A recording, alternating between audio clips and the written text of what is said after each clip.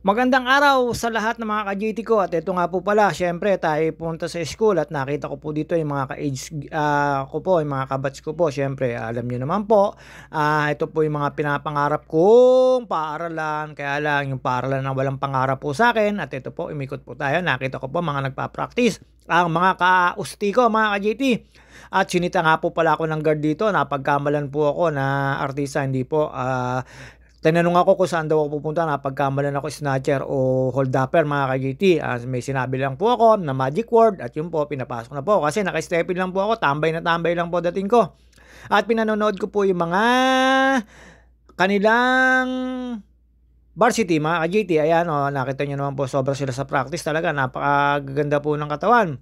At shoutout nga pala po kay Pisan Cadyo Bernard Sensil at kay Sir Gilbert Aguirre, kay Mrs. Aguirre at kila paring Anoy Arnold Abier, Joseph Katapang, Eugene Palentino at Topper Sarmiento at kina paring Randy Rimas, Lou Evangelista, Andrew Rimas at kay paring Togo at kay Reds sa mga nasa City Hall dyan, shoutout sa inyo, shoutout kay Reds. At ito po syempre, dire-diretso lang po tayo, naggala po tayo dyan. At pinuntahan ko po yung mga nagbabalibol. At saka ito po, di ko po alam kung ano sports po talaga niya, mga ka-GT.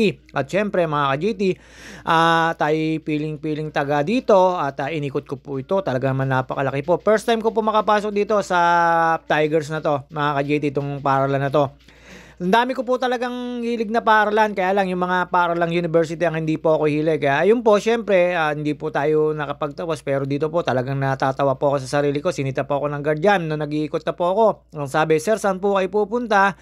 Ang sabi ko, may magic word po akong sinabi. Ang sabi po kasi mukha kayong holdupper o kaya snatcher. Joke lang po yun. Sinita lang po ako kasi syempre hindi po ako estudyante. Tapos sinabi ko po yung sabi ko, anak po ako ni Mayoran. Ayun nga po, nung sinabi ko po yung pangalan at dire-diretso lang po. At, may natinanong po kami dito na magmimisa. Syempre, eto po tayo. Pagka po wala na po yung pinagdadrive, ikot po tayo at dito po, ayan mga ka-GT, nakita nyo po ang training nila, ang lupit po ng training niyan, pero syempre sa mga kalaban pa rin magagaling, nahihirapan pa rin kalabanin po. Ayan mga ka-GT, nakita nyo naman po, lintik pumalo, pero ang pinagpa-practicean, mga ka-GT, ay ang buhabuhangin, napakasakit po sa paa niyan. At alam nyo naman po, sa kabila din na puro mga boys naman yan. At syempre mga ka-GT, pumunta po kami dito sa may kabilang to, dito po kami pupunta at nandito po yung reunion at dito po rin yung tawag dito, pagmimisa ng pinagdadrive ko. Ayun nga po mga ka-GT, makikita nyo po rito ang Kura Paroko ng aming lugar. At syempre, alam nyo naman po, nag-iag po siya dyan, si Father, na kumain po. At kami po ay kumain ng almusal at after po namin kumain dyan, makikita ko po yung isang logo ng kanilang 3 letra, mga ka-GT. At ayan po, mekos-mekos lang po tayo dyan at hindi na po tayo sasama dyan pagpapanik sa taas at ako po dyan lang po. At syempre, hindi naman po tayo taga dyan talaga at nakikitaga dyan lang po tayo at nakasama ko po dito yung mga munti ko na maging kaklase. Kukuha po ako ng entrance exam dito, kaya lang sa entrance pa lang hinarang na ako, mga ka-GT. At ayan po, syempre, mekos-mekos lang, hanap lang kung kami makakain at napakasarap po ng kainan dito.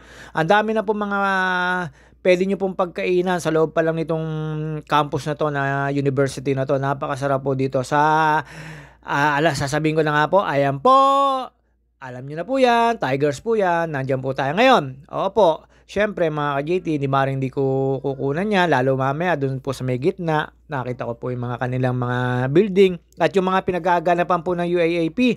Nakita ko po parang may laro po ng yung cheering squad na tapos may nakita po ako mga hindi ko alam kung naka-firing squad ba yun, basta nakatambay po doon sa may gitna at napakainit.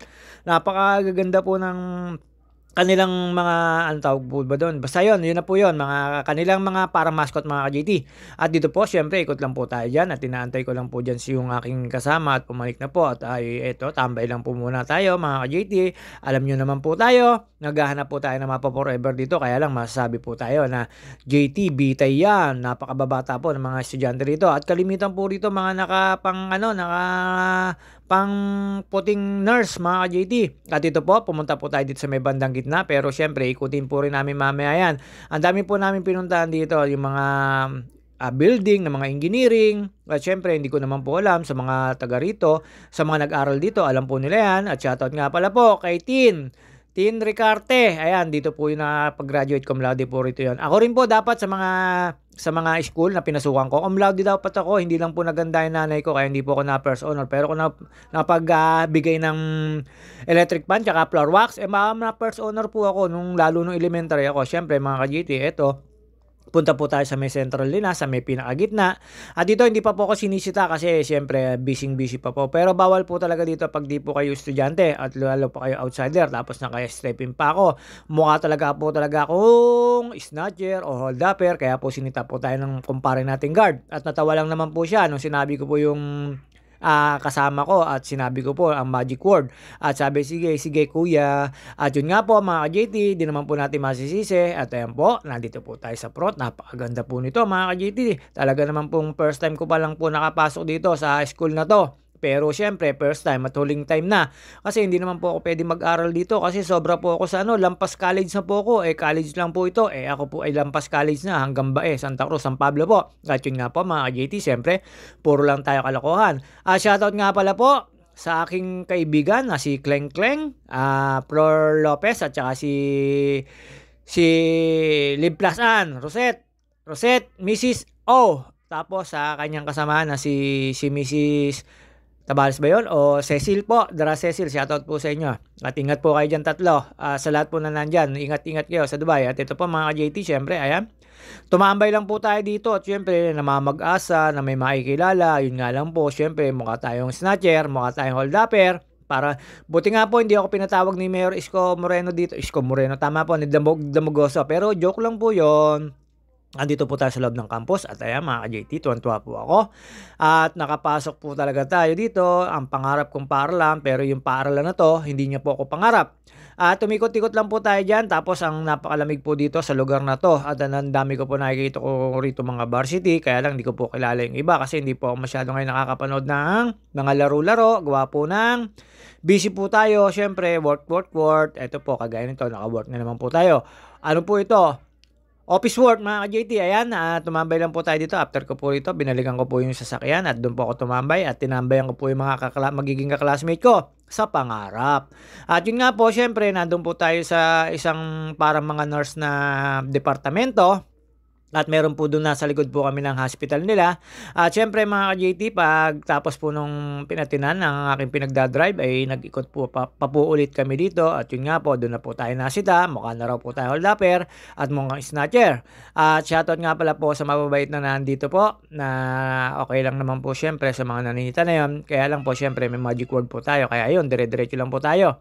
Dito po mga ka-JT, ayan, tumambay na po tayo dito at ano lang po tayo, nakita nyo naman pormahan ko, porma magsasaka. Isipin mo bang estudyante yan? At yun nga po, syempre mga ka-JT, nagpapatawa lang po tayo. At dito po, syempre, ito po, ang ano ni JT Sakalam, na mga ano niya, work from home, office work, yan po tawag ko dyan. Basta meron po tayong on-call gaya ito po gawin natin. At syempre, mag-meeting po yung pinag-drive natin. Kaya po ako sa isang lugar, pagka po may pagkakataong gumala, kagaya po nito na magagala ko, ginala ko po talaga at after po namin. Syempre, doon na po ako tumambay sa tambayan ng mga estudyante. Napakasarap pong tumambay doon sa mga estudyante. Piling estudyante po ako. Naalala ko po nung nag-aaral ako. Diyos ko, talagang subsub po ako sa pag-aaral kasi brownout po. Syempre, gasera lang at kandila gamit ko kaya subsub po ako sa pag-aaral. At yun nga po mga ka-JT.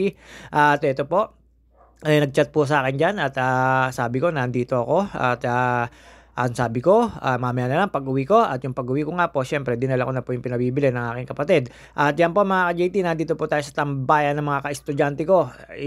Ilang ligo lang ang lamang nila sa akin, pero parang magkaka-age lang po kami sa isip lang mga ka-JT.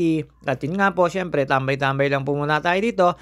At hindi naman po nagtagal at lumabas na rin po after ng, hindi ko po alam kung meeting or reunion, ang inatinan at tapos nagmas mga ka-JT. At yun nga po, syempre, eto, mekos-mekos lang po tayo dyan. Paglabas naman po, kain na naman po kami doon para sa may Subway. Ang dami pong kainan dito. At saka doon po napaka Filipino food po yung mga kinain namin dito sa loob na to. Sa in front of side ba o fronto ng hospital. Ito po, nasa likod po ko yan. Sa hospital po yan na nakikita nyo pang building na yan. At syempre, ang tagal po rin namin inikot to, tagaktak po pawis namin at mga ka-JT, alam nyo naman po, mekos-mekos lang at dun nga po nakita ko po yung pinaggaganapan ng UAAP ng mga cheering squad, basketball. At syempre, may mga bus po sila dito. Ang sarap po sa mag-aaral sa mga ganito. Kaya lang po talaga ako, ang tagal kong naging hilig ang pag-aaral, pero ang pag-aaral hindi po ako nakahiligan. Kaya ayun, mga JT, ang dami ko pong pinasukan na school, pero yung school hindi po tumagal sa akin. At yun nga po, nung lumabas na po yung mga kasama ko at yung pinag-drive ko, eto, dumaan naman po kami sa mini gym na to. Tapos meron po dito mga event, mga ka-GT, pwede ho kayong kumain. Dito hindi pa po tayo nasisita, pumunta pa ho kami dyan sa engineering department at meron po akong may pinuntahan dito, wala pa po ako sitahan. Doon po sa may pinagkainan namin kasi marami pong guard. Kaya po nasita ko, ayun nga po. Siyempre, okay lang po yun. Kasi ikaw ba naman? Alam nyo naman po, tayo ay malapit sa Diyos. Kaya ayun, may sinabi lang po ako, praise the Lord. Pinatuloy na po ako ng guard na yun, mga ka-JT. At siyempre, mga ka-JT, dito, dire-diretso lang po tayo dyan. Tawid lang po tayo dyan sa kabila. At yan kabila na po niya ng gym na yan, nasa kanan po. Yan, nasa kanan na po yan. Hindi po yan nasa likod ko. Yan, blue na yan. Tapos ito, siyempre, ayan, meron po akong nakita dyan na mga clothing, mga ka-GT, ayan po, nakita nyo naman po yan. Hindi po ako bumili dyan kahit medyo mura. Siyempre, mga ka-GT, hindi naman po ako pabili at wala po tayong pambili. Excuse me po, at ito po mga ka-JT, syempre, shoutout nga pala po kay Mary Ann P. Mendoza, kay Winnie, kaya na paring Marino, shoutout sa inyo dyan at sa mga classmate natin. At ito po, nasa subway po kami. Subway po ba tawag dyan? Hindi po pala, basta na sa corridor po yan. Tapos ito, punta na po kami dito. Nakita nyo naman po, napakaganda po ng kanilang ambiance. Ito po yung sinasabi ko sa inyo, nasa initan po sila, hindi sila naalis, pero may mga media po dyan. Parang may laro po talaga ng talaga na eh. Parang may laro po talaga ng sa cheering squad kasi nakikita ko po doon sa monitoring ng kanilang gym na pinaggaganapan. At syempre mga ka-JT, eto, nandito na po tayo sa gitna at paikot-ikot lang po tayo dyan. Nakasama po natin dyan yung naggagala. At syempre, feel ko po na estudyante ako. Ang wala lang po lang sa akin dyan ay libro, tsaka mga papel, mga ka-JT. At ito po sabi ko, my day. At yun nga po, marami po nakatambay dito. Pero may mga nanay-nanay na nag-aantay po rito at dito po sa lugar na to. Para mga high school po o junior and senior year, tong area na tong pupuntahan namin. Syempre, umikot po kami doon sa may kabila at yun yung palabas ng papunta po ng isang school pa. Parang mga ka-GT, magkakalapit lang naman po dito ng UST, FEU, tatawid lang po kayo pero pwede kayong dumaan dito. Syempre, kailangan po may ID kayo at kailangan estudyante kayo. Ngayon po kasi, unang enroll lang pa lang kaya po maluwag na maluwag po, sabi po nung guard, kaya po pwedeng pumasok.